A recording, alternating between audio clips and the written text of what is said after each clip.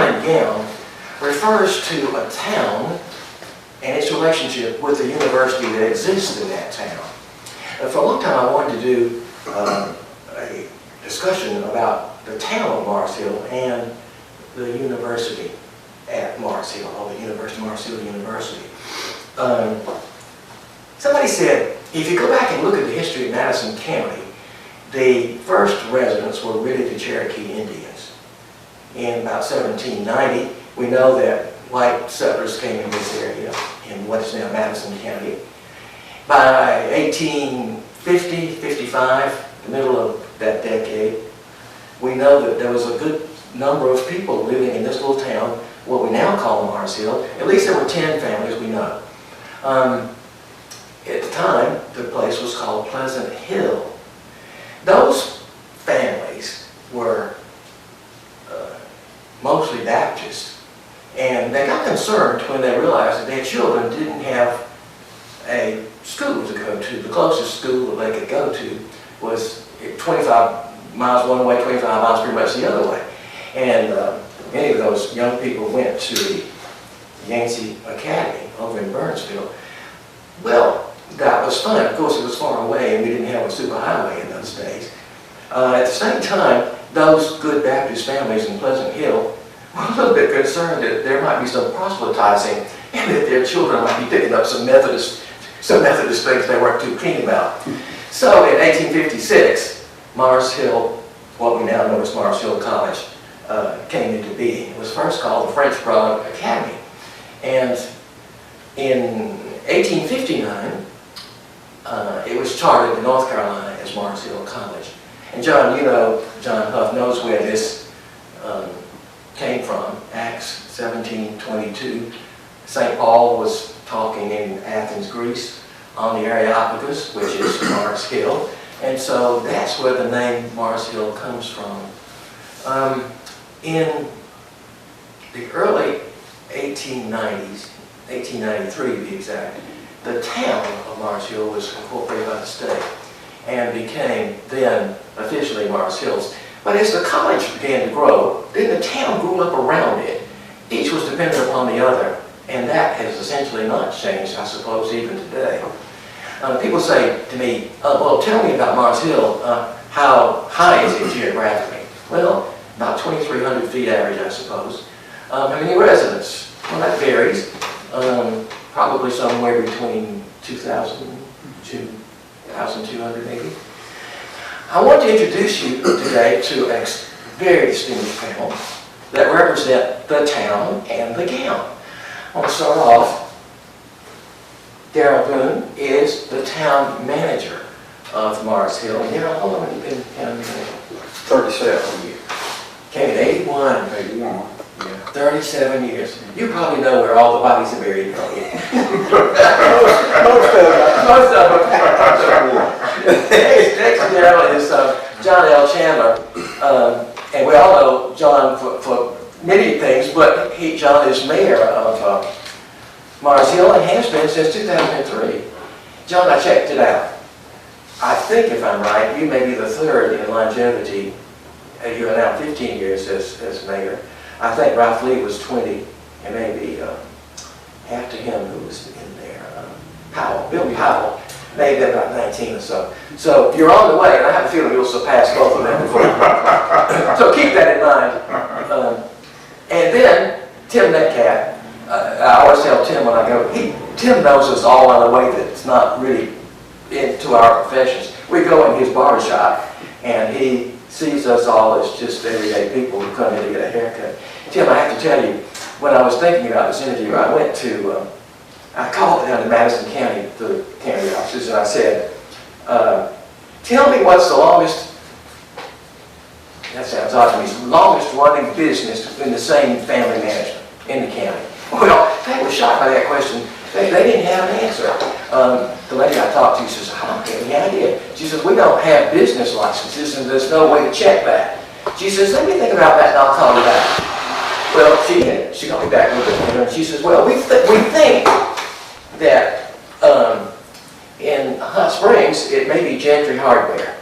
And Marshall is probably Bowman Hardware. maybe Penlands. They weren't sure about that. I said, well, and then they didn't know about Mars Hill. So I called Joanne and Stephanie. I said, okay, tell me what's the longest running business in Mars Hill by the same family management. And they came up immediately with an answer. I thought, hey, they're already on the stick. You'll please know that. Yeah, That's they're good. They're good. They came up, Tim, with a great town and country and you as the longest business in the same family running without changing hands. Nobody has exact facts about that, but that's what they think. So I thought about that later on. I thought it says some sort of link between hardware and hair cutting. You got the four things are involved in those two careers. We are all lucky. We've all lived here. John Hough, of course, came here. Yeah, I can't. Was anybody born here? Was anybody born in Mars Hill of us? Folks survived. Yeah. Folks survived. And where were you born, Tim? Here. You were born in Mars Hill, right? And John came to Mars Hill in 1953 as a freshman at then Mars Hill Junior College. It was in those days. It was. And what he doesn't tell anybody is that he was elected president of the freshman class immediately. That portends, it was a sort of forecasting, if you will, of the fact that he would end up coming back immediately as head of, he was the head person who was going to found the education program. So John has history here too in a very, very different way. I have been impressed as I have lived here. Now this is my 47th year. I'm a little ahead. My 47th year, and it's real funny. I'm still considered by the folks who grew up here as an implant, even though I've been here that long. I'm always amused by that. Where is it long though? No, you have to be born here. You have to be born here to do it. In generic terms, if I were to ask you, just as somebody coming into town, how is the relationship between the university and the town? If you were just to give me a quick answer, what would you say? What would you say, Darryl? Well, in my years here, it's been a pretty good relationship. We work hand in hand. Matter of fact, almost week to week, we've got some activity going on. It's probably, in the police department, it's day to day, you know, but in my perspective, you know, we're probably at least week to week. It's some contact, something's going on. So it's a very cultural relationship back and forth. Yeah. You're able to get to the people you need on campus very well, very quickly. Yeah, it's been good, and all my years here, it's been good. I think we've worked hard, and there's been an effort maybe on the now university side, you know, to make sure that that relationship is a little tighter and a little closer. Have you met the new president yet? I have, and I think that was, I'm impressed. I think it was a good selection. Good. And we had a real good relation with Dr. Lunsford. I think John could attest to that we. It's been, I think it's been, you know, all the years, even in my business, you know, the relationship between the faculty and the trade with me has been really good, and then with the town part, it's been good. It's been good. I think it's been, like he said, it seemed like it's progressed in a better, you know, in a closer knit, More open way. than it maybe used to be. But it's always been, you know, good. When I was a student here, I wasn't sure the relationship was that good. There was a time, John, I've seen some history. I've read some old minutes looking for things that it looked like there was some, you know, a little bit of, you know, I don't know what the word would be, you know, but there was a little bit of headbutting. I don't think the college paid for order. And Well, ironic, that's interesting you say that. When I came here, and John came not too much as an alderman. I hadn't been here too long, had a John, and No, he came in just a few years, and then we started working. They still had a contract with the town for water. It was just a contract. There wasn't any meters. It wasn't metered.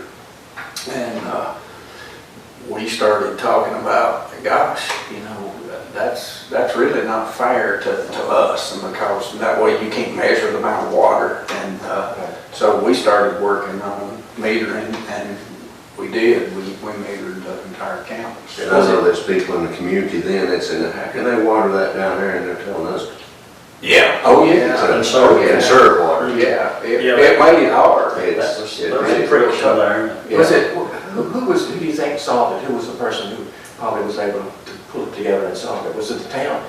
Did it? Yeah, I think it came on us that we got together with the campus, or I forget, it may have been Dr. Bentley at that time, I can't remember. I know Dr. Bentley, it was still a contract Okay. in his year, and then we started working and said, you know, here's where we're headed. There's no more contract that we're gonna sign with you for an annual, you know, fee for water. That's just not, you know, it's not practical. I should tell you, Darryl, I've been very much impressed as a resident of the town that every year you send out a quality report on the water, so all of us know that indeed the town is on top of being sure, letting us be assured that the quality is always is good. Tell us where the water in Marshall comes from.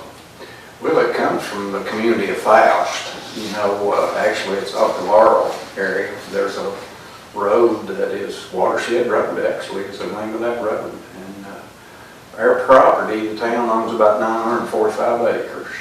And that was some great wisdom in that day when those fathers, when those town fathers bought that land as a source of water, what wisdom they had. And but our property abuts right into the Wolf Laurel development. Okay.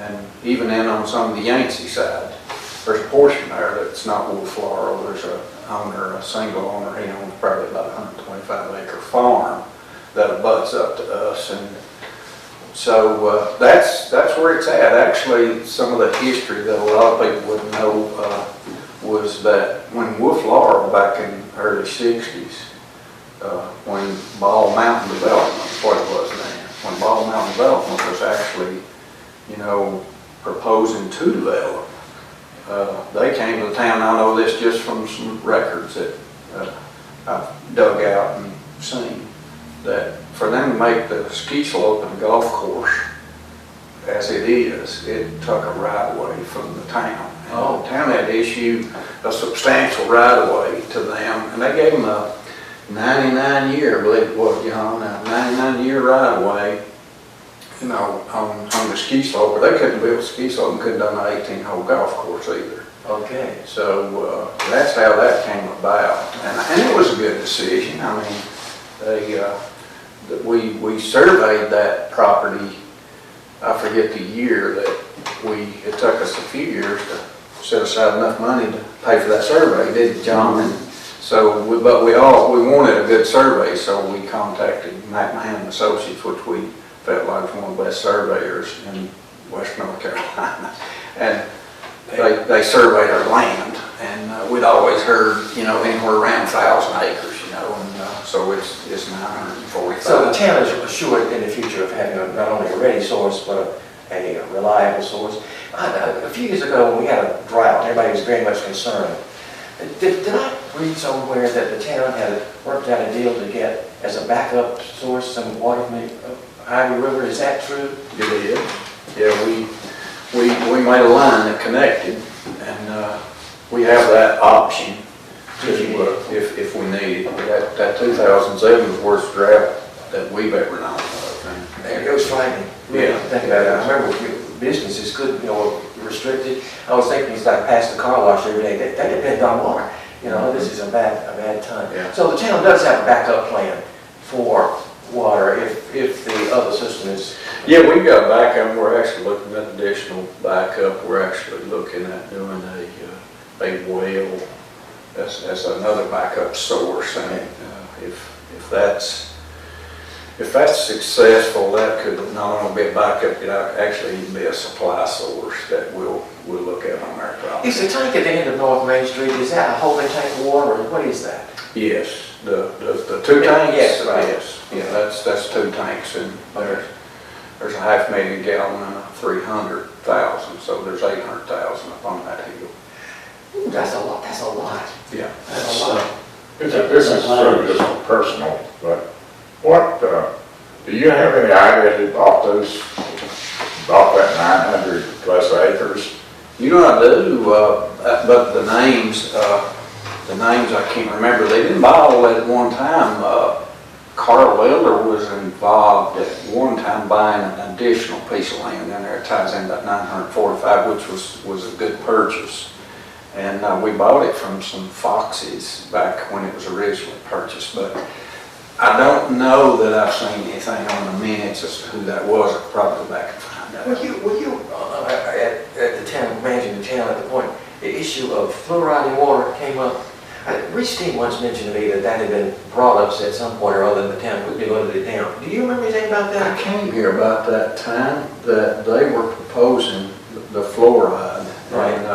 And it did not pass as far as fluoridation. Right, and I understand that later on, the towns that did do that found that that had not been a positive thing, that maybe fluoride should not have been done anywhere. I don't know that that's true. I don't know enough about science, but...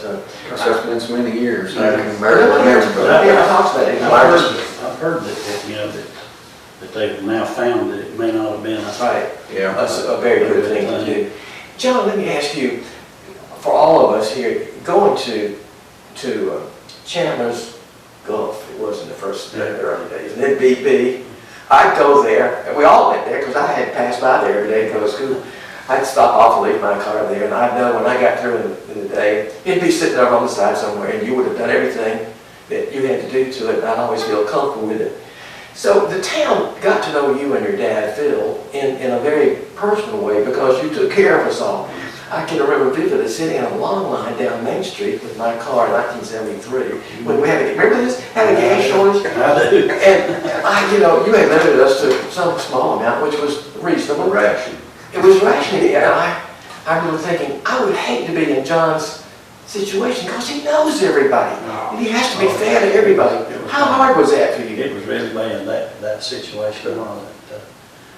You had to, I mean, we just got a certain allotment, Yeah. and we tried to give everybody, you know, some, and you know, I lost a lot of good customers that during that time that I never got back. They never forgave me. Never forgave me for that. When you stopped that line, you know, the line, like you say, it was both ways. I know. You know, and when you had to stop that line, you know, that next person was making. I'm sure. And, you know, rightfully so, probably, Rightfully but, But you were victimized by that. It's not no, your I fault. didn't have, you know, I would have loved to have gas, you know. John Hough and I were talking the other day about Chandler's BP. I got to still say Gulf, and this Gulf is still up there. The light is still on the It's building. still on the I'm glad it's still on the building. Talking about how wonderful it was to have you close by to look out for us, and that you never charged us enough money for what you did. I remember taking my car there one day, and I came to pick it up, and I said, "How much do I owe you?" And you said, "Well, there's nothing wrong with it." I didn't find anything. I said, "How much do I owe you?" And you didn't charge me anything. There's nowhere, and I can think of anywhere that one would go and leave a car all day, not be charged because there wasn't anything wrong with it. So when you got ready to run for mayor, I thought, if anybody in this town doesn't vote for John Chandler, I'm going to go out there and burn crosses. So we all appreciate it. So I always try to treat people like And you I did. would want to be treated. You did. And was taught growing up to be honest, and that's one, you know, that your honesty, your word is, you know, is all we got. That's all we got. And I think, You know, excuse me, John. I laughed at you when you told me in Asheville they called you a crook. Yeah. Well, I didn't last long up there. Yeah. I'm not going to ask you what that story is. I can't imagine anybody calling you a crook, John. Yeah, I came in 72, and it's been a good. It's been a great time. Great thing. Raised a family, sent them to college, and built a house, and you know, it's been a good life. It's been a The town been, and the university, it's all been good to me, and you know, I tried to treat them, you know, everybody the right way. Let me ask you, I remember, you know, when the town hall used to be over on Main Street, just there up from the stoplight by the old station. Your old station was on that corner, wasn't it? The original was here. No, there was a station there. Yeah, but it wasn't yours. No, that was Dick Dick Anderson. Oh. Dick, before Dick, there, just a little history on that, that I'm sure Tim knows. My Uncle Frank Boone actually operated that, and I wouldn't know this if had Carl Weber not have told me, but Carl Weber said, Darryl, that was when I was working for Carl, he was an alderman, and he said, your Uncle Frank ran that station, I worked for you, Uncle Frank. He said he taught me a lot about mechanic work, and I thought, wow, that's some truth. And it was a pure station, wasn't It it? was a pure station. Yeah. And that picture, Tim, that you shared with a lot of people, that fella sitting there on those steps, if I don't know what I'm right. The one that's hunkered The down. one that's hunkered down, I think that's my grandfather. That's who I've been told. I think it is. I should say for the benefit of those watching that the spot we were talking about is where the current college bookstore is, on that corner, which was a main corner and a main entrance into Mars Hill in the early days, not where you come into town today. John, I was going to ask you about when the offices were tightly, y'all were lived in a very tiny space down on Main Street when the town had its offices there. Tell me about how it happened that the town got that lovely building where we are now. Well, Mr. Capps sold Right. to a company that bought a lot of funeral homes around the country, and they went bankrupt. They didn't last, And I was told that they were ready to, that they were interested in selling. And I don't remember I guess I spoke with Darryl first, and I called them. I got a phone number and called them and asked them, and they said, yeah, they said, well, we'd like to talk to you about it. And from that, You saw a person, you might not remember it, John, you was really the one that got everything rolling. You was down there at the station one day, you saw somebody up there that was checking the building. And John takes off up there and starts talking to them. He says, we're interested, and then things started happening and he gave us a contact. And we were very fortunate.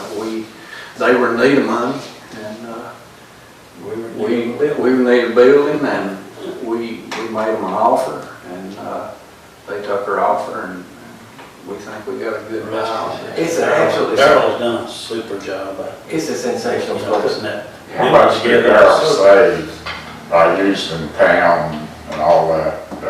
We Do you have figured, any idea how much you saved? we figured that with our crew, boy, I tell you what, that list was some, boy, you talk about some talent. Convenience to Benny it. Bailey. Benny Bailey had the mind of an engineer, and he had the carpenter skills, so goodness gracious, we turned them loose with some other boys. And we figured that up there's worth about $3 million plus, and it totally paid for. We don't know anything of it, and we figure we've got a little less than $1 million and everything, and that's with paving lots and everything. We figured. Those lights in the back are incredible, Yeah. all that space.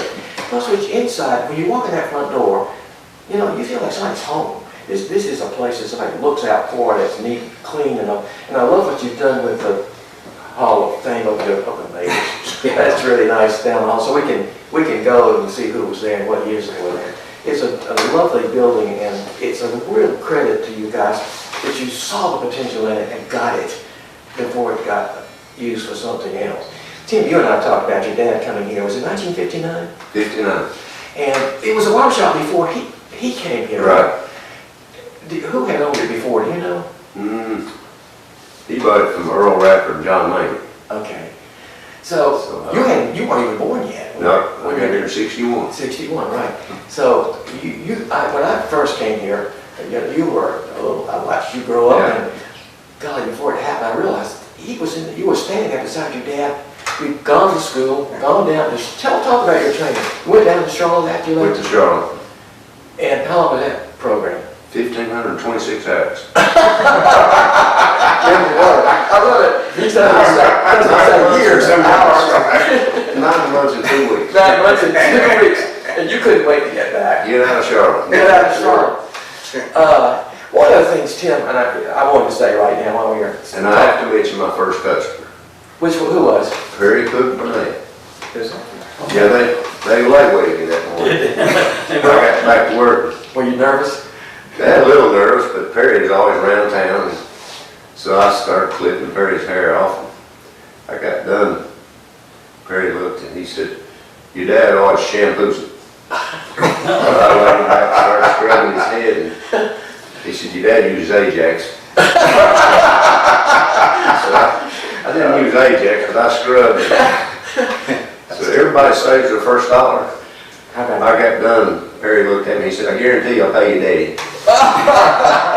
So I didn't get the first, You my didn't get first the dollar. Didn't get the front difference. Let me interject here. All of us want to express to you our condolences to the loss of David in January. He was a very special human being. There was no time when I would go in there that he wasn't always gracious and kind and thoughtful to everybody, and made us feel at home in there. It was always, he was a gentleman. You're talking about John, you're talking about being a gentleman. He was a gentleman, and that's you have taken on that mold from him. I was telling John Hough when we were talking about the barbershop the other day, I said, you know, Tim is in the ideal place. He's in the middle of Mars Hill. He sees everything coming and going. You want to know anything, ask Tim. No. He will know. Now, I don't know how discreet he is. What's said in our stages. What's Most of the time. most of the time. I have to say, Tim, that you have a special place in heaven for dealing with the two of John's and my friends, and perhaps John's in general. You were very close to Dr. Uten and Dr. Kenneman. Right. Both of them were very, very quiet men who didn't talk much. And, you know, when you see them, they speak to you, hello, but that was about as much as they say. You were the only safe person that they could talk to. You didn't belong to the university, you didn't belong to, you know, to any place where they could go, and you got to know them ways Right. you didn't. Tell us a little bit about them while we're talking about them. What were they like? Very interesting. They had a lot to share, but they had it in their unique ways. Right. And I know Noel Kinnaman, he shared things with me. And Noel, he lacked self-confidence with people. Yeah, he was great in class. Oh, he was. And the students that had him said when that door closed, they thoroughly enjoyed his teachings. Right. But I know he was a local boy was running for county commissioner, and he put a sign up in front of Noel's driveway.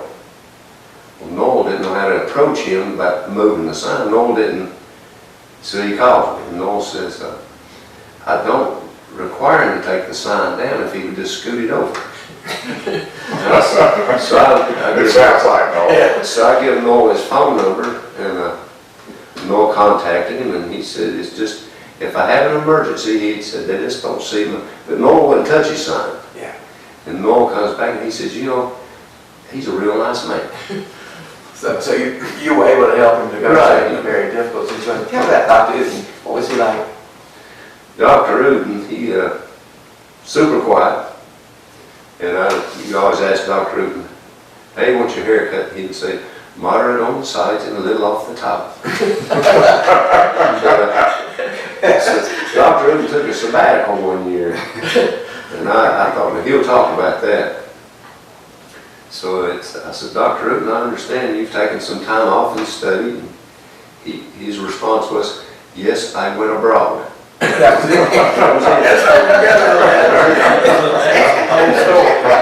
There were no details. That's all the information you needed tonight. You and I talked about this. I love the story that Dick Hoffman told about Dr. Uten when he took him to Maryland. When he left Mars Hill for good, he was going to go be in a nursing home or a retirement center. And said he got there and discovered that all these years that Dr. Uten's real pronunciation was Allen. Yeah, Uten wasn't his name. Uten was not, and he had never corrected him. No. It was like Noel, he just didn't want to do that. Right. So everybody called him Uten, but his name was really Allen. So I thought, golly. I have to tell one story on Dr. Uten. He would want something for class or whatever. He'd go to Dean Lee's office, and he would go after his lab, which probably was somewhere between 3 and 5 in the afternoon. If Dean Lee didn't give it to him, the next day he came back at the same time. And if he didn't get it that day, then he came back again at the same time. I suspect he got everything he tried to get. Because he never gave up. Well, you know, Dr. Uten lived in Wall Science Building downstairs. He lived in the building. And you know, people they were so curious to know what was in his space where he lived. He was a charming man, probably one of the most well-educated educated. You look behind his name in the college catalog. It was all this stuff where he'd been to schools everywhere and done everything. Fascinating man. I don't know whether you had any contact with him. John, did you know him at all? Not a lot, no. But you knew at least I just knew of him. knew who he was. Let me ask you all about a project that happened in the mid-'80s. And this was a huge undertaking. When the town made a decision to have a sewer system, I remember vividly this was a big deal because of the terrain we got here. And you were already in your office by that time, Darryl. How did that come about? Who initiated that project? Was the college involved in that decision? How did that work? Yeah, they were involved. We came across some funding through the Farmers Home Administration, and there was my numbers I may get off here, but there was about a $925,000 grant and about $1,029,000, I believe those numbers are right, loan to sewer the town. And so we went after those monies and had to have a referendum on that to vote. And it was voted, I forget the numbers on that, but it's overwhelmingly approved. And so the college, as part of their contribution to that, they were having some issues. That old Hough system down there it was just about straight sewer going into the stream there. And so they've been having some problems. They were under some state law to get something fixed. Right. They really wanted to get out of the sewer business, and I couldn't blame them after we've been in it as long as we have. I don't blame them for that. But so they made a contribution to us. I forget the financial. It may have been, I hate to do it, but I would say somewhere around $100,000 maybe, I think. Because they knew it was going to cost them way more than that to fix this system down here. So they made that contribution, and they donated the land where we're currently at, where the plant's built. That was in Cascades. You used to be Cascades. Yeah, it used to be Cascades. And, on the way to Marshall. You probably know this, Steve, right? But one of Darryl's real positive things is he's been able to get grants. That's been, John can vouch for that, I'm sure. Get grants that nobody else knew anything about many times. These grants, how have you found out about these grants? Primarily. Yeah, a lot of them is connection with the Landscape Regional Council, and I've been very fortunate over the years to make contact with the right persons, and so a lot of that's come out of that. We found some on our own, just searching and looking. Has Marshall had something that really leaps out to somebody who reads a grant and say, hey, we got to do this one? Because is there anything about Marshall that makes it attractive for people to give in these grant situations? Well, we've had a lot of success with the Appalachian Regional Commission, and we've had quite a bit of success through our recreation grants that we've gotten through Parks and Recreation Trust Fund. I think one thing that really helped us is I think we did a good job of showing them that we took their dollars and they got a pretty big bang out of what they invested in. So they feel you are mature handling it and you give them force. Yes, I believe that's the reason that we've been fortunate over the years to get some other ARCs and some other Park Recreation Trust Fund monies. Right. We would probably have never finished the library renovation if it hadn't been for Darryl. He found the grant money? Well. Oh, that's the story. Tell me that story, John. Well, basically, we ran out of money. And if he hadn't used the local people to help, and had jumped in and helped, I don't think we would have finished. The total project probably cost $1,200,000, something in that neighborhood. And I wanted to, in fact, on my list to ask is about the library. I know all of us are aware of those dear ladies who are all gone now, up and down Main Street, worked on the geranium pots all summer and kept those alive, like Dr. Underwood and Ruth Anderson. It's on and all these incredible women who absolutely kept that alive, that the town must have a town library, and then finally in addition. You were ahead of that. You were ahead of that addition. Doubling the space, yes. Right. Talk a little bit about the library. Why was it? I remember when I first heard that they had been, we all went to the sales over in Miss Anderson's barn, and they sold in the town hall, they sold baked goods at Christmas. We all went to those things because they were raising money for years for the town library. I remember thinking, we've got this huge library on campus, why couldn't it serve the town? But Dr. Underwood didn't see it that way. Those ladies didn't see it that way. What was their thinking? Their thinking was that it really didn't serve the town completely. The college library was limited in terms Of what the town wanted.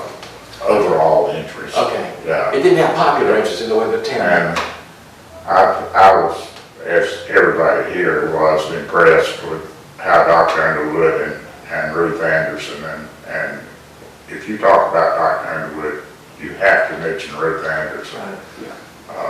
Because Ruth was so instrumental in working with everybody. She had great skills, people skills. Very good.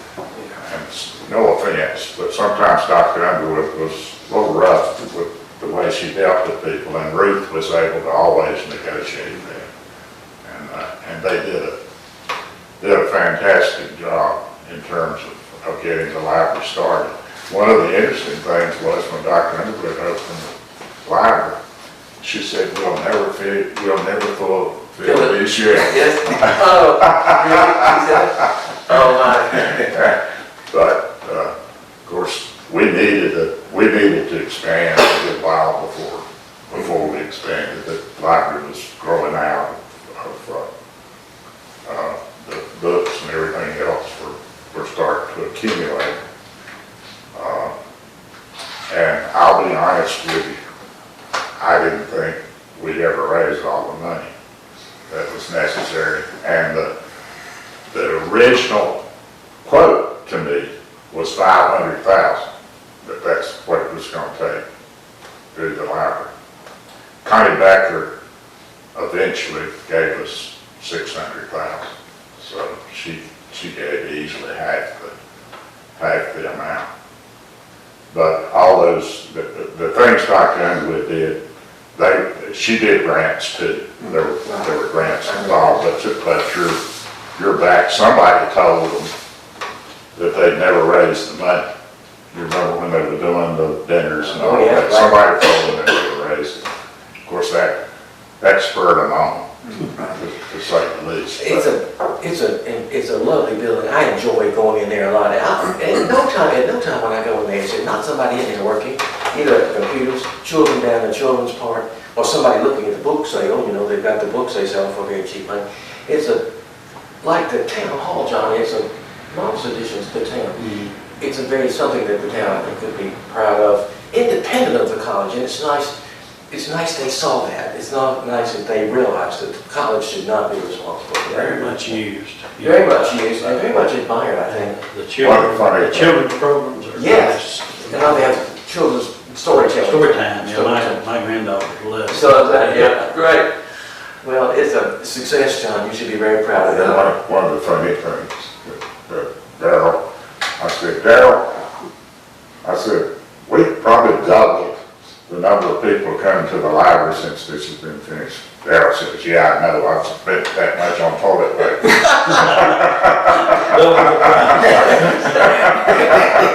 That's bringing it down to the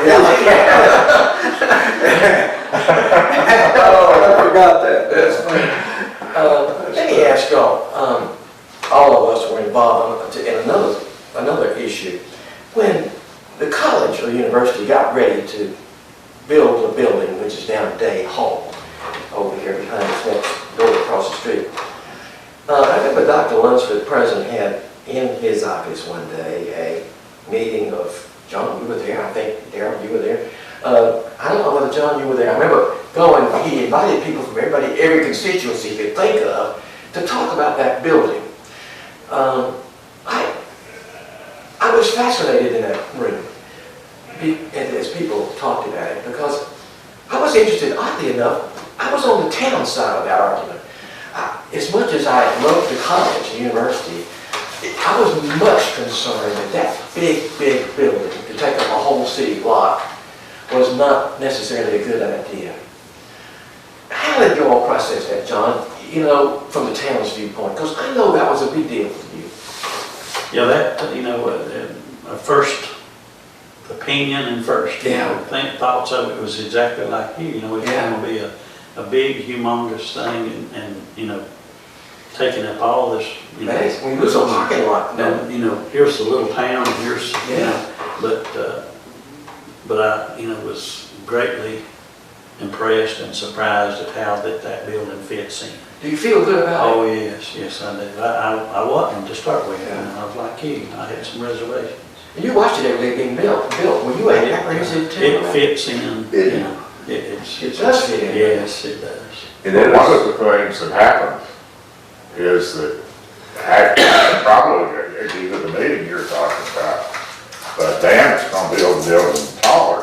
And then he decided the church steeple should be the first thing you saw when you came into Mars Hill. So I say he squished the building. I don't know what's the best way to put it. Yeah, that was probably a real good decision, and then as I remember, John, that meeting, they actually asked for some of their input. Yes, he wanted that. Yeah, they wanted their input, and when we looked at that, I think the town, not the planning board and the council and all were looking, and we felt like that wall out there that faced Main Street.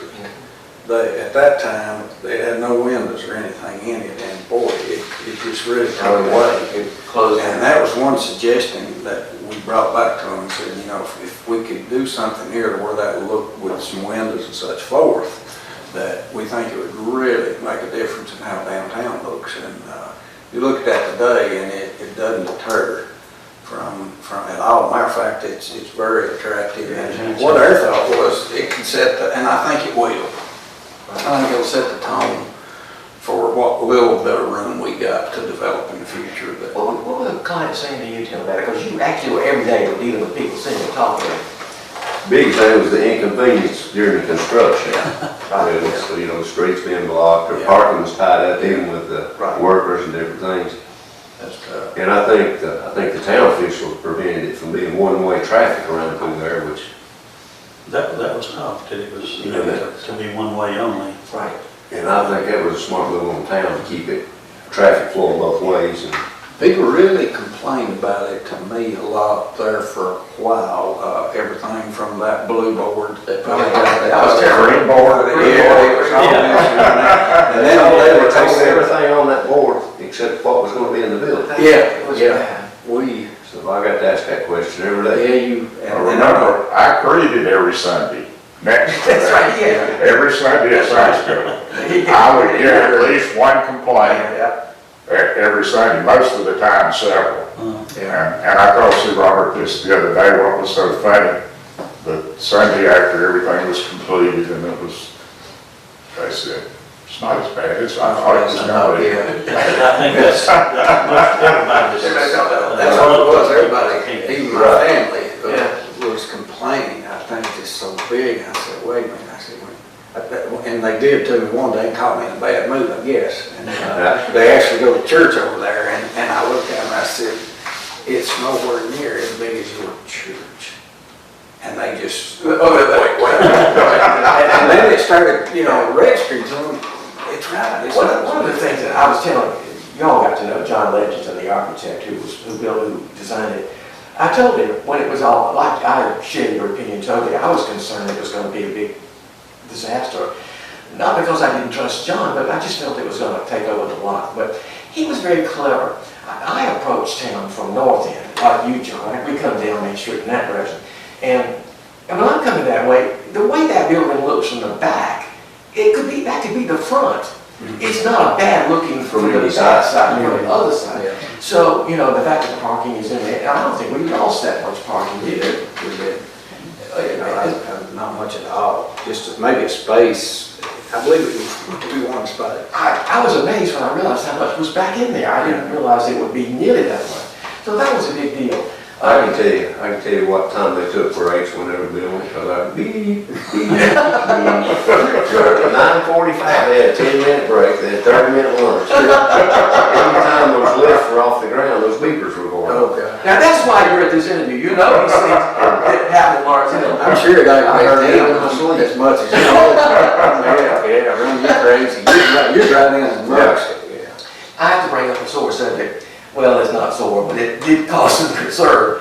The idea of alcohol in Mars Hill.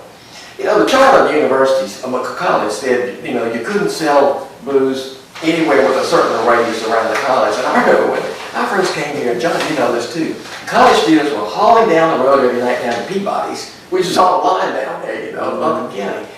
And so this was a big deal. And I kept saying, you know, you all remember early days, we all had to travel to Weaverville if we were going to buy groceries in big bulk. There were local stores that we could get local things in, but you had to go to Weaverville if you were going to get significant stuff. And I said to Ray Rapp one day, who later became mayor, I said, "Can't we get Ingles to come in here?" And he said, "They're not going to come, you know, until they can, you know, guarantee so and so and so and so." He really meant alcohol. And so, indeed, in 1981, when Ingles built here, we all shouted hallelujah. We didn't have to travel to go buy groceries. But they didn't upgrade their store when they were upgrading everybody else all around. And I said to Ray again, why are we still at this old beat up store? He said, "Well, you know, it's all about alcohol." Tell me what happened from the town's viewpoint when that finally passed. Was that a difficult issue for you all to deal with? The beer and wine Yeah, sale. beer and wine sales in town. Yeah, I don't know how much John remembers, but it was not Kind a, of a sore subject. it's a sore Did spot. you see it passing at that time? I did, Dad did. yeah, I did. You What know, was it a like? few years before that, probably Yeah. not, but, Dad asked, somebody asked him one day, they said, "What's going to happen?" Dad said, "It'll pass this time." And he said, "How come you're so certain?" Dad said, "There's not any bootleggers left." And I said, "Dad said the bootleggers," he said, "they always get the local churches and churches will fight." But Dad said, they're not fighting this time. One of the things we've got wrong is that rumors were that the old movie house was gonna be a barn. Oh. And that caused as much people being upset because it was directly across from the church. What was the college's position, John, at that point? I don't remember that they I don't got remember. much involved. I don't remember that You discussion. remember, John, when the little cafe downtown, we had a brown bag from it, yellow sub. Yeah. That was the same, what was it, had Peabody? They sure was. John I Schofield. remember what Dr. Bentley said then, he said, "That won't last but a couple of days." Ooh. But they were tied into the college sewer system. Ah. He says, and he took care of it that way, Dr. Bentley did. Yeah, there was nothing in the county, town, or anything at that time. And supposedly these boys had an uncle or some relatives in the legislature. They were Congress, Senate, something. And they got a brown bagging license for the basement of that, you know, Yes. the restaurant there before anybody realized It was it. here. But, you know, and done, and then they stopped that in a hurry. Has the town had any objection to the fact that the college owns several buildings on Main Street? Is that a problem? Is that cause a conflict? You know, I know Tim, for example, college. It hadn't, but I hear it every day. You know, it's, well, they own the rest of the town. And a lot of people, when they were leasing from Roger Robinson or JF, they thought the college owned all that. Right. I know this is to go back to the subject we were talking about a while ago. One of my neighbors, Darryl, did not agree to hook on to the sewer system. It was grandfathered in with a septic tank. I did not even know that was possible, but your barber shop doesn't even have a restroom facility in it. No. And of course, you're grandfathered in because that would be illegal today. Right. And I keep asking you about this because I'm concerned for your own well-being. That, you know, here's the college or the university owns a building and they haven't upgraded it for you. I feel there's something wrong about that. And I know you're not going to say anything to them because if you don't want to get in the middle of something like that, I'm sure. But it doesn't seem right to me. How are you handling that? I'll ask that question. Did you ever discuss it? Did you discuss it with Dr. Lunsford at all? We did some, and it's He was aware of it. He was, and it was, but you could never update it with the size of the building. That's right, you're gonna have your way to go. Yeah, exactly, and, you know, the first thing, the square footage. the square footage they put in the bathroom, it's gonna take away from the square footage of the Right, actual bar area. right, Can't do that. And- right. And then the area behind you is the kitchen of the Right. restaurant. Right. So, you don't even have a back door exit, you can't get out. Not anymore. Okay, you can't get out. I will attempt to tell one story. Okay. Because I think it's absolutely hilarious. Is You it gonna attempt to tell about the guy that wants you to cut his hair on On Christmas. Christmas. So I get a phone call Christmas morning, it's about 11:30.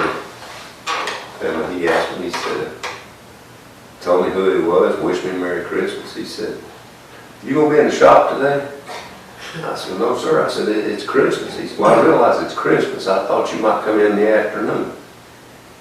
It's Cass Robinson. And I said, "No, Mr. Robinson." I said, "It's not just Christmas, it's Monday." I said, "I'm off on Monday." I said, "But if it's an emergency, I will come out." He didn't come back. You didn't come back? No. Oh, golly. That's interesting. Let me ask you all about something. All of us in this room got to know one of the great giants of Mars Hill, a person who I miss incredibly well, even still today after 20 years, and that's Otis Duck. Dr. Duck was an incredible human being. He was mayor of the town for a while. We all know him in our own special ways. I was so impressed that this was a real big deal. Like Darryl, you and I talked about this several times, and I think John discussed it with you. When I went by the medical center one day and realized they had torn down the sign up front that said W. Otis Duck Medical Center, remember? It was a little brick thing there. Right. And about the same time, I waked up one day and realized that the Duck Fitness Trail on campus had been destroyed because they put a building on part of it. And suddenly, within less than 20 years, Dr. Duck's memory, the visual stuff was going a hurry. And I got real upset about it. You and I talked about it. I thought, this man was too important for us to let this memory get away. And I want you to tell us about when he was mayor and you all were doing grants and you drive down the Raleigh. Talk about that a little bit. Wow, that's some of the best memories Talk about that. John and I remember we rode down, we had ride down to Raleigh, something about the water system that we had to drive down to the office in Raleigh about, so there's, I guess there's 3 or 4 of us in the car. And he entertained us all the way there, just talking about it. Anytime I rode with him, you know, it was, I look at him and I'd say, "Dr. Duck, you need to do a book because it's so good." I mean, the stories of a country doctor, I mean, it's the best stuff I ever heard in my life. And he never did.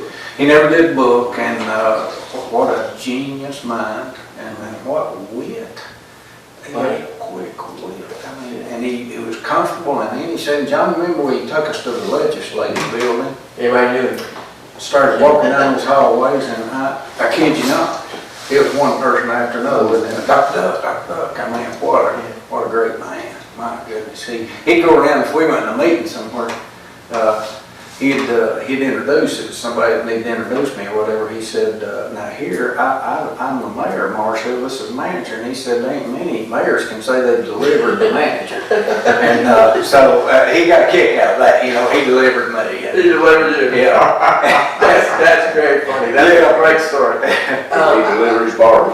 Yeah, I mean, Well, I was so touched. I was so touched, John, and both of you for finally, and this was a town university project, the Otis Duck Greenway. When it was dedicated, I was really very touched about that because not only was it's a great concept, you know, that the map that's on the website, Provo Town, it shows how it's set up. It's a great idea. It's not only a great idea because of the practicality of it for getting out and getting exercise, but a town ought to have something like this. And why not share it with the college, which is what happened. Talk a little bit about how that project came about, John. How did that evolve? Was that something you all initiated? Was that something Dan did or what? Darryl had, you know, much bigger hand, you know, it was a lot, his vision, Great. along with But you all of you were involved. We was all involved, yeah, we was all involved. How did you come up with the idea? Well, we actually, I believe I was, ran this guy, talking with some people, staff there, and we got talking about some possible funds that might be out there, and they said, well, there's some DOT, whatever kind of funds that, you know, for, you know, greenways and so forth. And I said, well, I'd love to go after some of that, you know, and because I think it'd be great to have a greenway. And I had no idea at that time we'd ever, as you might say, see the light of day on something like that. We submitted an application, and I forgot it because you do that a lot of times, especially DOT funding, and you may err another word, and it may be, well, and ironically, it was 2 or 3 years later, you know, and I'd actually just forgot about it, and got a call one day and said, there, y'all got approved for funding. How much did they give you, remember? I think we got about 600,000. I think it was. I can't remember. I could be wrong. It could be 300. You know, it's just okay. For some reason, things don't latch in there anymore like they used to. But anyhow, it was whatever that was. And we were one of the last. The state started requiring, and boy, it put some pressure on us to get some things, to get the right-of-way acquired and all this, because we couldn't change anything on the project. I wanted to do a few things different, but we were the last, I believe we were the last entity to ever get this, where that was 100% funded. You now have to match 20% from local. Okay. We were the last of those, and I see why the state did that. You know, the local needs to have some skin in the game too, but we were one of the last. But what an asset I think that's been for the whole community. We hope to grow off of that and do other, you know, we made a loop up Bailey Street that you can walk and look. We want to get people off Bruce Road. So much of that running that they do, get them where they get off the road. Right. Well, could look into the project that you're working on now, the Daily Mountain. We hope to be. We hope to come off and somewhere between the football and baseball field.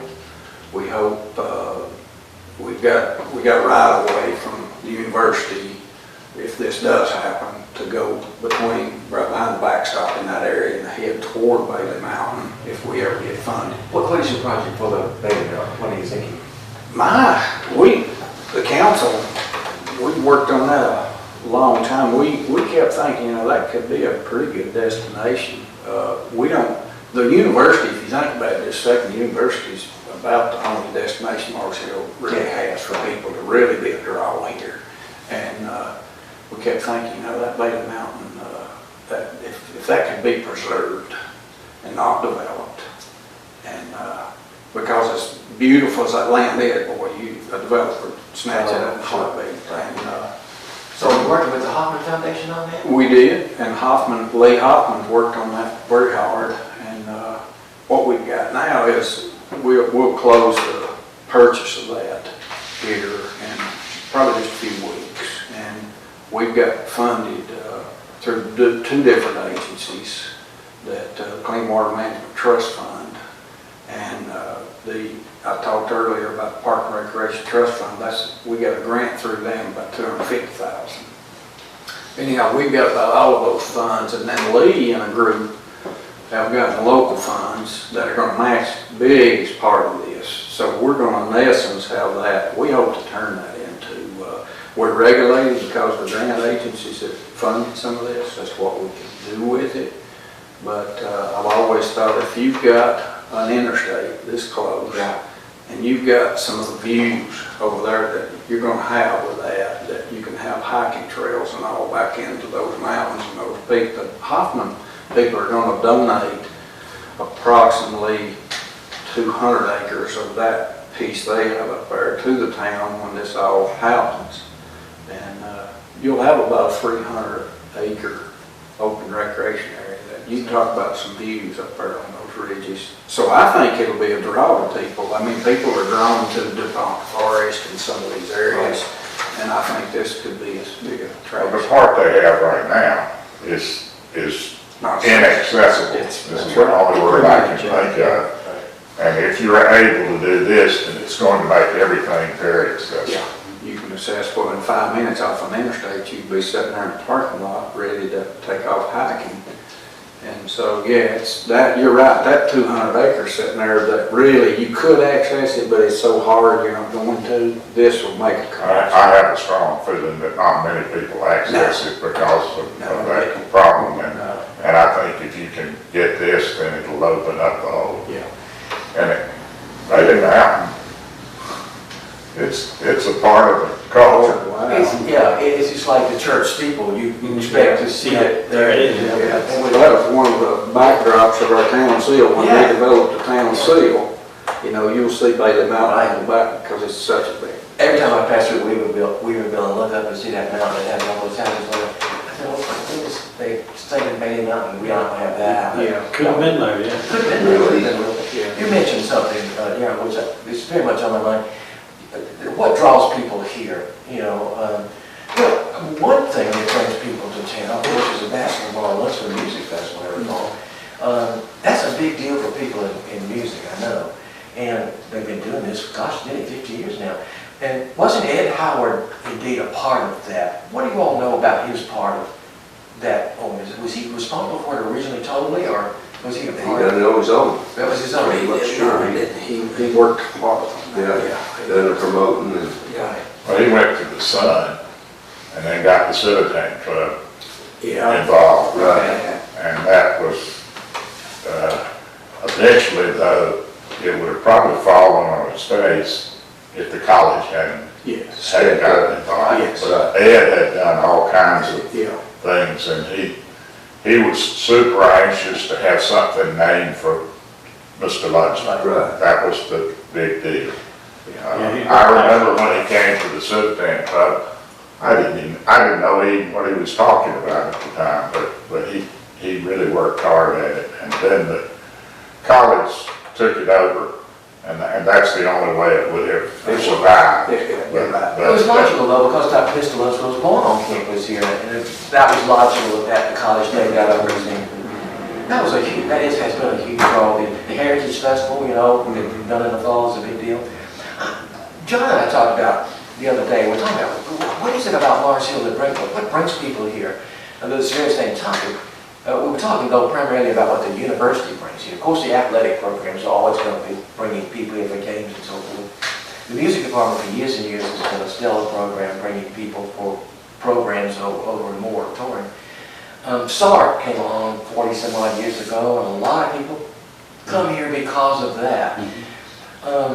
And there are people who come here for those programs that don't know anything about Mars Hill University or Mars Hill Town. They come and they see it, and they are either pleasantly surprised or they say, well, why isn't this or that or the other? I want to ask you a question which I get sometimes from people who come here for the first time ask me, and I don't always know the answer to it. They say, why isn't Mars Hill more the downtown part, more inviting and more interesting and more charming? There's a whole block that has empty buildings on it, and the next block up there are 2 empty buildings. There doesn't seem to be a sense of vision of what it could be. Why isn't it more attractive? Do you get that? What is the answer? What do you get people? We do, and we've talked about it What do you numerous times. We've talked about what our dilemma is. And of all the things that, especially what I deal with, that's the most frustrating thing of all of them. But we've got a block of buildings there that the owners are just not interested in. And that's our problem. And it's hard to make your owners till that building gets to a state, which you hope it doesn't get to, that it can be condemned. You're sort of sitting there, and we've been talking to owners for years about, hey, these buildings, if you invest in them, they'll work. Now, at least now, we're encouraged, I say that, I speak for John and the council, we're encouraged that there is some for sale signs on some of them. And we're, personal opinion, I think we're asking way too much for them with the condition they let them get into. So you're hampered by the person's home, the building. I mean, that's it in a nutshell. Well, it is, you just look at the old Asheville Savings Building, we'll say. Yeah. You had somebody interested enough to invest And make it stay there. and it's working. Yes. And he's going to be productive with that. He'll do well. And it's the same way with theirs. You know, just a matter of investing into your asset. Well, it's a beautiful town, a charming place, and that is a drawback, and I'm sure that you are confronted with an impossible situation as you deal with that. Let me ask you about the Rosenwald School. Lately, it's come into the news a lot because of its unusual history. A lot of people don't know about that history. And that was a Sears Roebuck project, wasn't it, originally? I don't know the man's name. I don't know which one of those people did it. Do you remember that?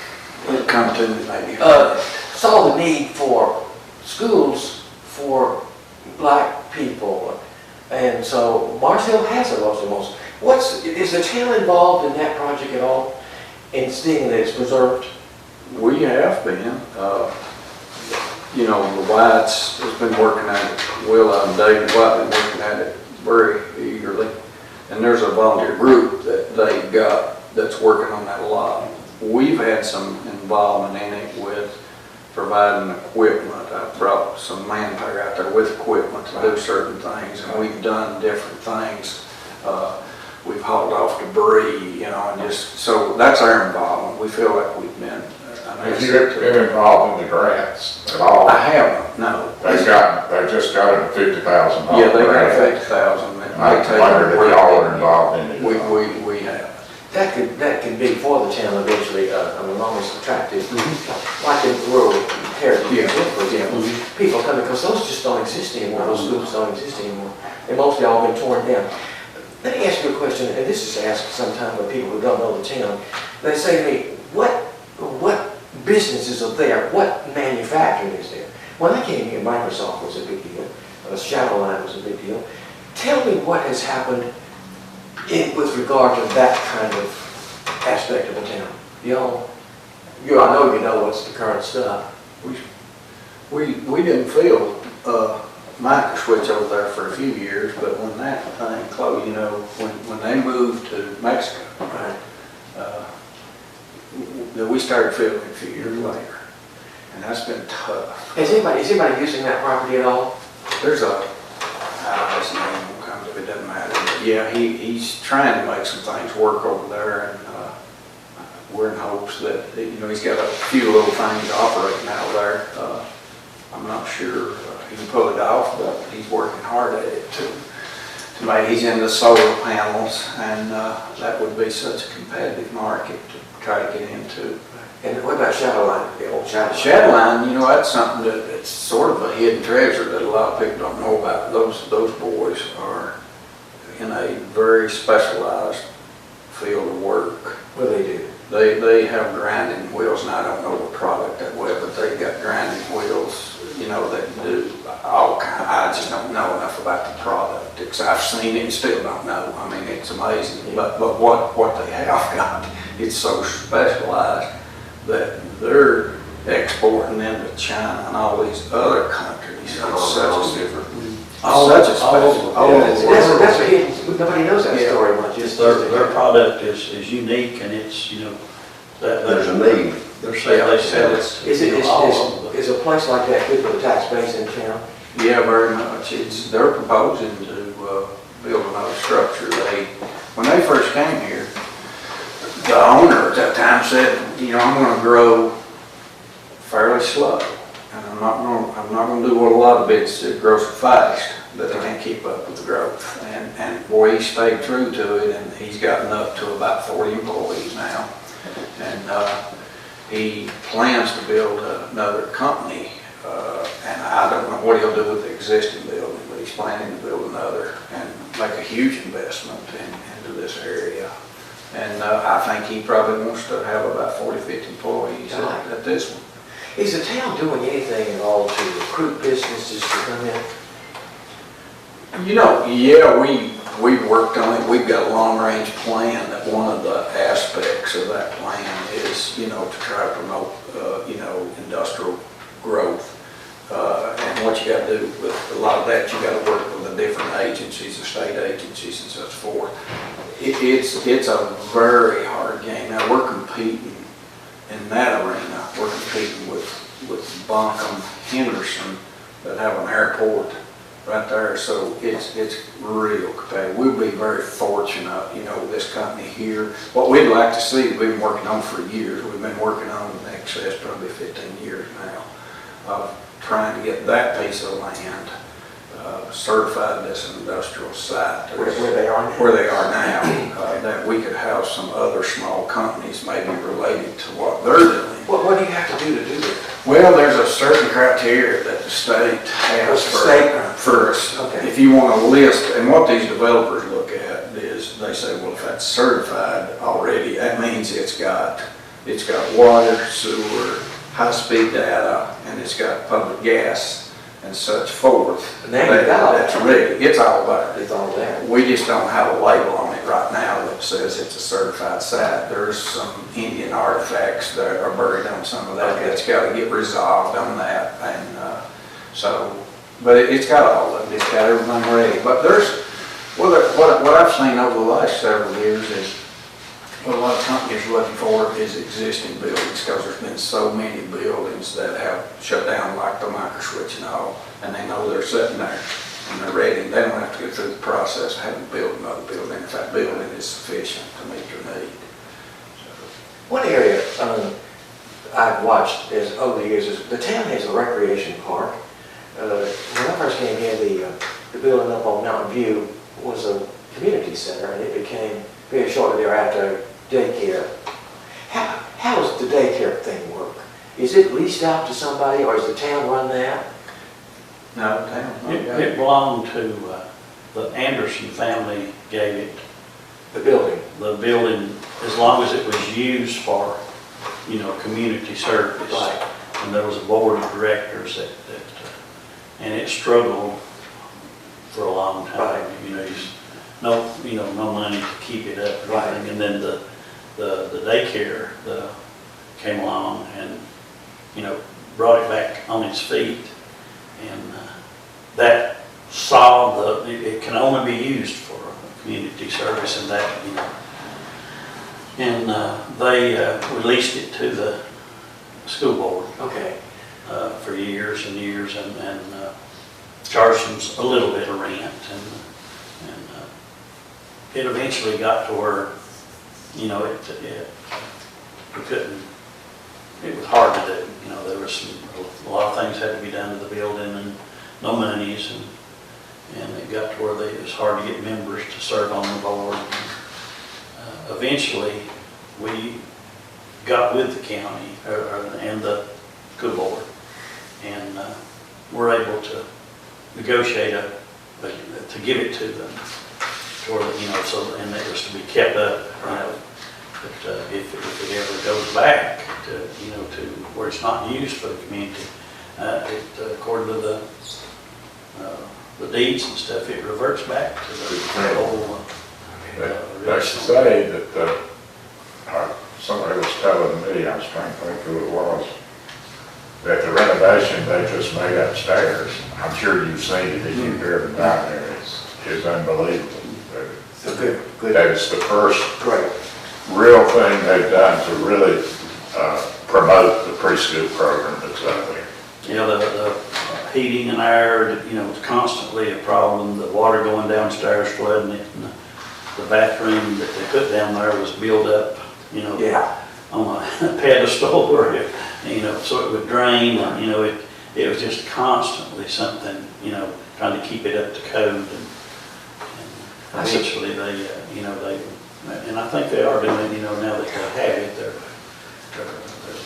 looks good. I suppose that most townspeople, if they want to do something in a social way, do something on the campus, they can find some space on campus they can use, where they might use a community center, which is not really available now for community. The town hall is like then our park, you know, there, it's Right. a lot. Got covered, yeah. Do you use the town hall much for that purpose, for social Not a purpose? whole lot, but some, you know, but we charge a fee that is a, you know, substantial fee because we don't want it damaged, yes. And the upkeep of it. You know, the library's another area that people use for meetings and such.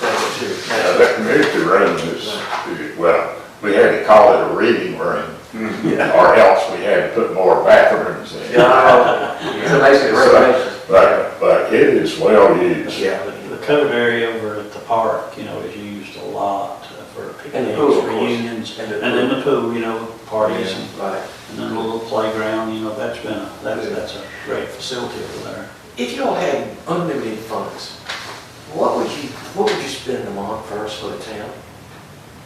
What would you do first?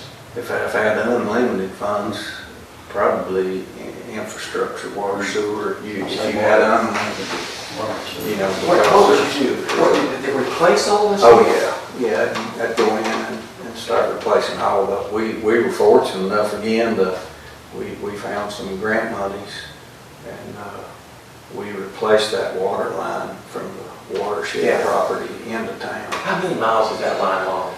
Oh, that was 6 miles. Golly, that's a lot. That was big. That was really big. We were losing a lot of water. We knew we were losing water. Some of it you couldn't find. Yeah. You just couldn't find it. It was so, but that was huge. But yeah, if I had, that would be, if I had a priority list, and I'm sure the council will be going along with that, is we'd be spending, you know, that'd be a big part of your money. You know, that, I wanted to say that a while ago, when they bought that property and all that vision that they had, that line that came into town was, you know, all hydraulic, you know, no pumps, no nothing. Yeah. You know, It was to design something like that back in the 30s, That's pretty you know, it's amazing. just unique. I mean, you know, and it's still. It works that way. That's a most great system. That's most, it operated with no pumps on it all those years. Now, when we built the water treatment plant, we now have our first pump on that system because we treated there in the plant, we pump it up to a holding tank right above the plant, and then it flows gravity all the way down. Okay. Still flows gravity. I wouldn't believe it if I hadn't seen, but, and we still got the old plans that shows that water line, you know, the design, when it was designed, and I'm amazed, but there's two spots, gravity fed. There's two spots, the pressure is 0 where it comes over the mountains. There's no pressure. You had an air valve. I went up years ago with one of the men to replace an air valve because I just wanted to see it. I'd heard it through all these years, and they said at that point you can watch the water go through the pipe and it won't come out of the pipe. And 0 pressure on 2 of those mountaintops. I've never seen anything like it in my life. It was the five logic. What a genius. Design that, you know, to get across there with no help, and then, you know, then come Pick down. up pacing. It could Be be 0 pressure here, go down into the valley, and you'll have 250 pounds down there. That's amazing. It's amazing. What would you want, if in an ideal world, what would you want the university to do with regard to the town that you feel the university is not doing or is not open to or maybe haven't thought of? How could the university be more assist to the town to make town and gown function better? That's a hard question, I guess, but I don't know that I would lay anything toward the university whatsoever. Maybe one of the things that we are to get our heads together is how could what the university has, you know, be a little more benefit too, as far as the mines and whatever that are here. What does that mean exactly now? Well, for instance, let's just say over on the Bay Mountain project that we're proposing. Okay. That may be a great opportunity that could be almost an outdoor classroom that the university could use and do some outdoor education that could benefit our whole school system. Those are something that you and Tony Floyd talk about. Yes, and we've met with Right. him, had one meeting, and that was one thing we mentioned. Did you like that idea? I think he's on board with that. The university's been on board with Bailey the whole time. Right. Dr. Lunsford and John and I sat and discussed that we were interested in going after that, and they've been interested in. We put up a portion of money in the college, put up just some earnest money Yeah. that, because they were afraid they were going to sell the land. And so we said, we think if we can give us some time and let us go out and try to find some money. And we didn't want them to sell that land. So we come up with a $7,000 or whatever of earnest money and give us a little time. And they did. They gave us some time, and we started working with these agencies to try to find some monies. But, yeah, I mean, I guess there's some things that even like the business classes and all that, I've often said, you know, you said some of the buildings downtown that the university owns. Right. I don't see that being a detriment to us at all. If we're in a dream world here, you know, take one of the stores, have a student run. I'm just throwing, you know, it could be a student ran, you know, it could be an educational part of how you run a business or whatever. I don't know if that's feasible. Well, make sure it is, but that's not unusual at all. Yeah. Why couldn't you have? You know, that's just some of the little things that could possibly happen. I've heard a lot of people, you know, I get that a lot about that they don't give the local people a break. In what way, John? You know, and funding for the, you know, tuition, Okay. for the younger people to go to school here. Right.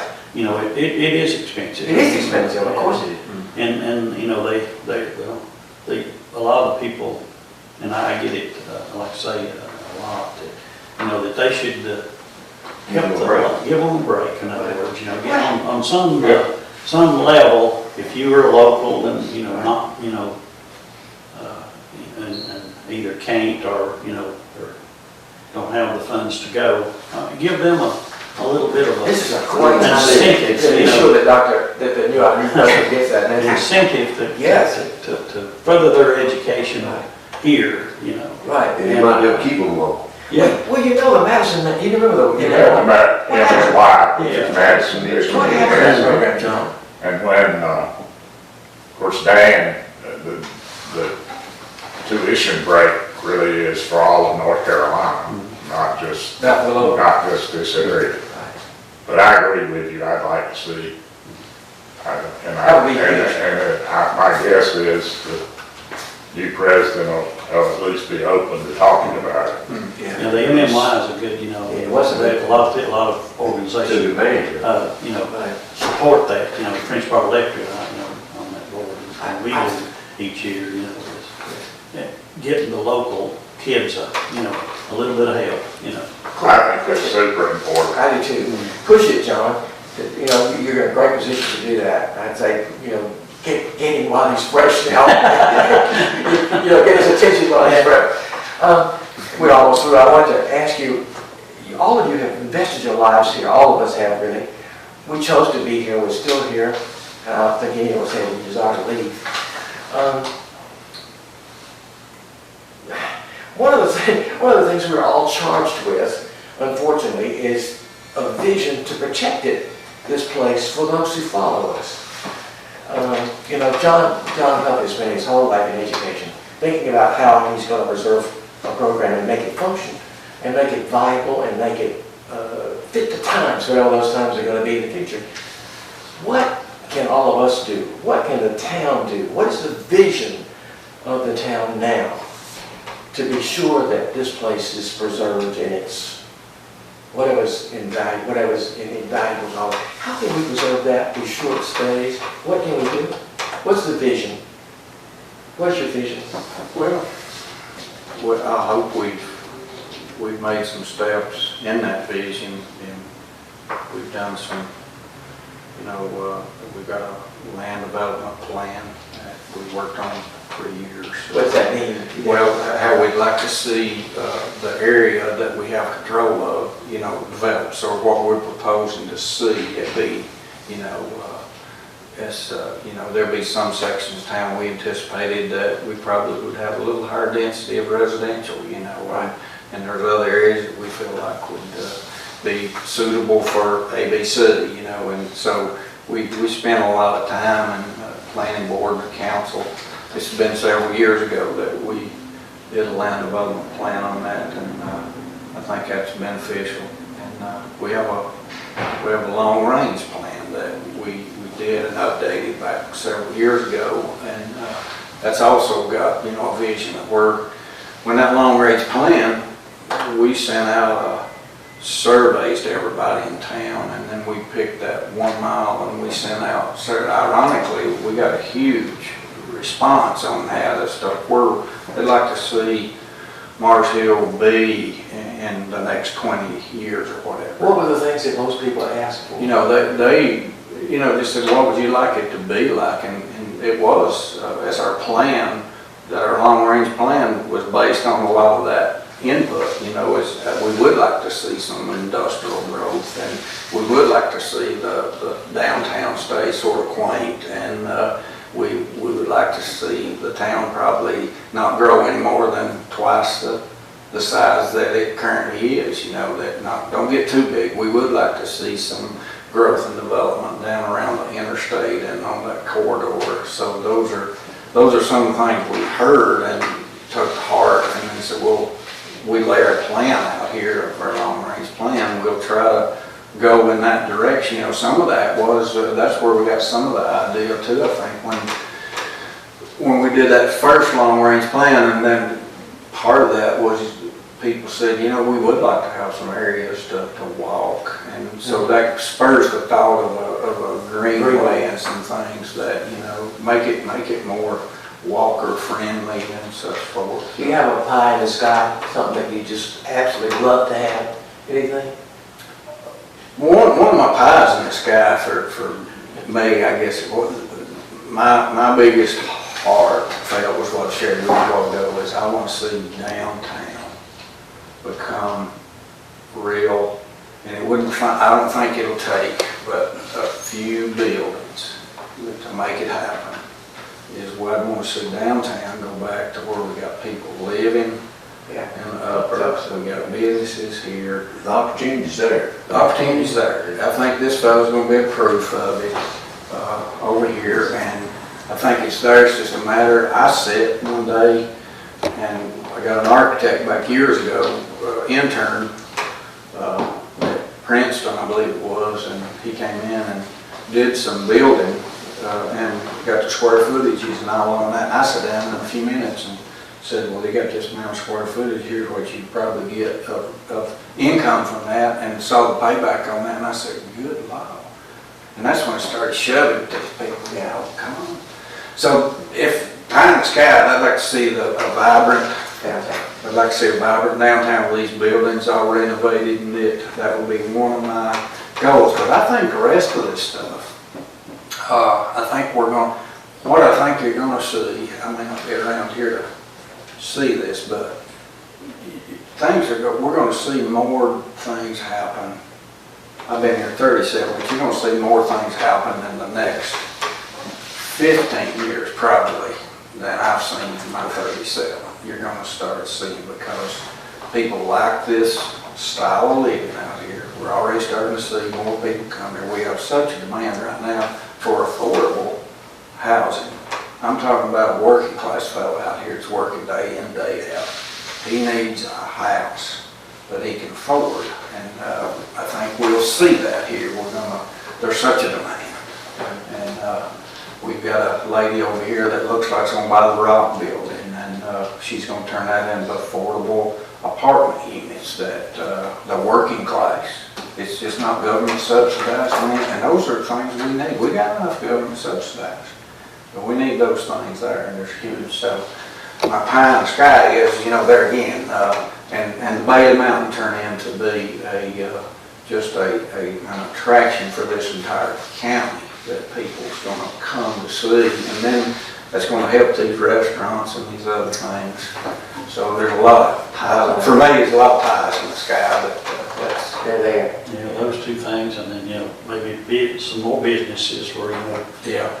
create jobs, and, you know, I mean, there's a need for people to have a job where they can make a living, you know, it's not, there's not a lot of it here. It's sad to think about young people having to go away. Yeah, exactly, yeah. It is. It's a shame, you know, if they want to stay here, you know, Yeah, it's hard. It is hard. And It's very hard. maybe when the connector and those two things, you know, and, you know, some of the things come together, you know, maybe it'll, you know, a lot of, and it don't, like he said, you know, they were talking, people were talking, that it don't just explode and, you know, and turn into something that we don't want. Yeah, let's hope not.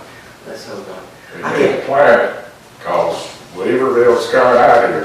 Yeah. Oh, yes. We're a big. You want it or not, it's coming. It's more people, the roads, they're commuting more. Yeah. People's discovered now that we're seeing it more and more that, just the Buncombe Madison line, you go in the Buncombe, it's costing you so much more to leave. Exactly. It's so much more housing. And the other side of the line realizes they can come this way. That's right, and people are saying, well, gosh, Well, it's I not might much not want to farther. build in Weaverville because it takes me once I hit the interstate, I can be in Weaverville in about 5 minutes. Right. And they're starting to come back together, so, yeah.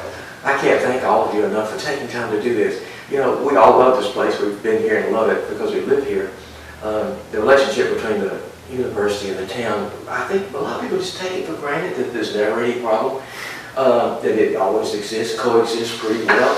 And yet I suspect on both sides, there's always room for a mutual working together on things. And the always done thing was when I saw the picture in the paper. I said, oh, it's a town and a gown. It's a perfect example of something coming together that was good for everybody. Yeah.